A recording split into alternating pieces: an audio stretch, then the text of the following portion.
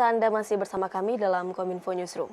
Pemirsa, Menteri Koperasi dan Usaha Kecil Menengah Teten Mas Duki meresmikan stasiun pengisian bahan bakar umum nelayan di Longka, Aceh Besar. Dengan adanya SPBUN tersebut diharapkan meningkatkan kesejahteraan para nelayan dan anggotanya.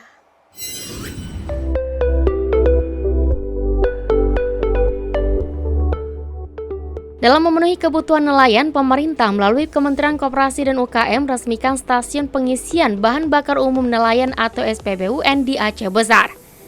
Peresmian SPBUN solar subsidi untuk koperasi nelayan beralamat di Jalan Tebikin Gaki Tuan Mon Ikeun, Kecamatan Longha, Aceh Besar. Menteri Koperasi dan Usaha Kecil Menengah Teten Mas Duki mengatakan, pihaknya bersama Kementerian BUMN dan Kementerian Kelautan dan Perikanan telah bekerja sama untuk menghadirkan SPBUN melalui program solar koperasi nelayan.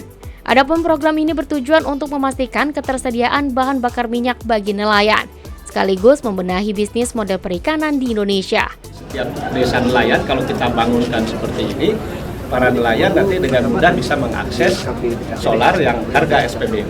Karena ini penting karena tadi saya sampaikan 60% biaya produksi para nelayan ini habis untuk biaya bahan bakar, bahan solar. Sehingga kalau kita sediakan harga solar dengan harga SPBU, insya Allah nilai tukar nelayan, kesejahteraan nelayannya akan lebih baik. Menurut Menteri Teten, sektor kelautan Indonesia sebenarnya memiliki potensi keunggulan dengan keragaman sumber daya laut yang besar. Namun pengembangannya saat ini belum dilakukan secara optimal. Oleh karena itu, Teten berharap Koperasi Tunas Usaha Sejahtera tidak hanya mengolah solar bagi para nelayan saja, tetapi juga mengembangkan potensi sumber daya yang ada agar bisa meningkatkan kesejahteraan para nelayan anggotanya.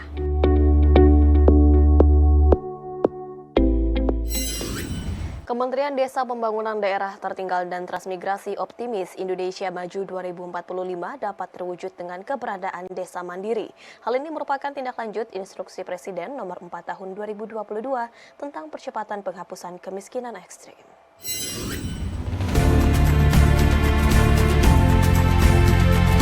Target Indonesia Maju 2045 diyakini bisa terwujud dengan keberadaan desa mandiri yang bebas stunting dan kemiskinan ekstrim di berbagai daerah. Sekretaris Jenderal Kementerian Desa Pembangunan Daerah Tertinggal dan Transmigrasi Taufik Majid menyampaikan, sebagai penyelenggara urusan pemerintahan di bidang desa, pembangunan daerah tertinggal dan transmigrasi, Kemendes PDTT ikut memastikan percepatan pembangunan dan pemberdayaan masyarakat desa untuk menopang pencapaian tujuan pembangunan nasional guna mewujudkan Indonesia Maju melalui pembentukan desa mandiri.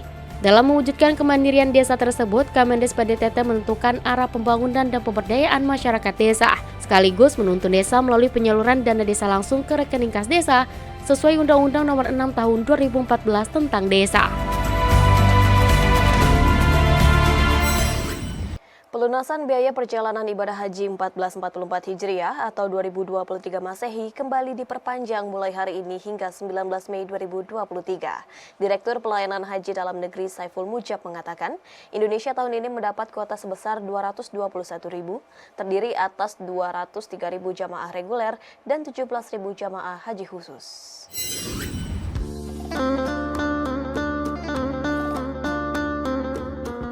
Kementerian Agama kembali memperpanjang jadwal pelunasan biaya perjalanan ibadah haji 1444 Hijriah hingga 19 Mei 2023. Perpanjangan ini mengingat masih banyak calon haji yang belum melunasi biaya haji. Direktur Pelayanan Haji Dalam Negeri Kementerian Agama Saiful Mujab menyebut, Indonesia tahun ini mendapat 221.000 kuota jamaah haji, terdiri dari 203.320 jamaah reguler dan 17.680 jamaah haji khusus. Sementara pelunasan biaya perjalanan haji berlangsung sejak 11 April hingga 5 Mei 2023. Saiful mengatakan, pada batas waktu tersebut sebanyak 188.964 jemaah telah melunasi biaya haji atau masih tersisa sekitar 14.000 yang belum melunasi. Menurut Saiful, jemaah yang namanya tercantum dalam daftar jemaah berhak melunasi 1444 Hijriah sejak 11 April 2023. Namun belum melakukan pelunasan atau konfirmasi pelunasan tetap diberi kesempatan. Lebih lanjut, Saiful menambahkan pada tahap perpanjangan ini pihaknya juga akan memberikan kesempatan kepada jemaah haji reguler yang masuk dalam kategori cadangan untuk melakukan pelunasan BP. Direktur Jenderal Penyelenggaraan Haji dan Umroh bahkan menambah jumlah jemaah cadangan dari awalnya diberlakukan secara merata sebesar 15% dari kuota masing-masing provinsi menjadi dihitung secara proporsional. Provinsi dengan sisa kuota masih cukup banyak, jumlah cadangan yang diberi kesempatan melunasi mencapai 40%. Sementara jika sisa kuotanya tinggal sedikit, jumlah cadangan ditambah menjadi 20%. Ada 9 provinsi dengan kuota cadangan 20%, yaitu Jambi, Jawa Tengah, Daerah Istimewa Yogyakarta, NTB, Kalimantan Barat, Kalimantan Timur, Kalimantan Selatan, Sulawesi Selatan, dan Sulawesi Tenggara. Sebanyak 12 provinsi dengan kuota cadangan 25% yaitu Aceh, Sumatera Barat, Riau, Bengkulu, Lampung, Kalimantan Tengah, Sulawesi Tengah, Bangka Belitung, Banten, Gorontalo, Maluku Utara, dan Sulawesi Barat. Provinsi dengan kuota cadangan 30% adalah Sumatera Utara, Sumatera Selatan, Jawa Barat, Bali, Nusa Tenggara Timur, Sulawesi Utara, Papua, Kepulauan Riau, Papua Barat, dan Kalimantan Utara. Sementara itu pemirsa, Menteri Kesehatan Budi Gunadi Sadikin mengukuhkan Emergency Medical Team Regional dan memberikan penghargaan kepada Emergency Medical Team Regional Tipe 2 Indonesia dalam misi bantuan kemanusiaan gempa Turki. Penghargaan tersebut diberikan kepada 105 orang anggota tim dan 14 orang tenaga pendukung.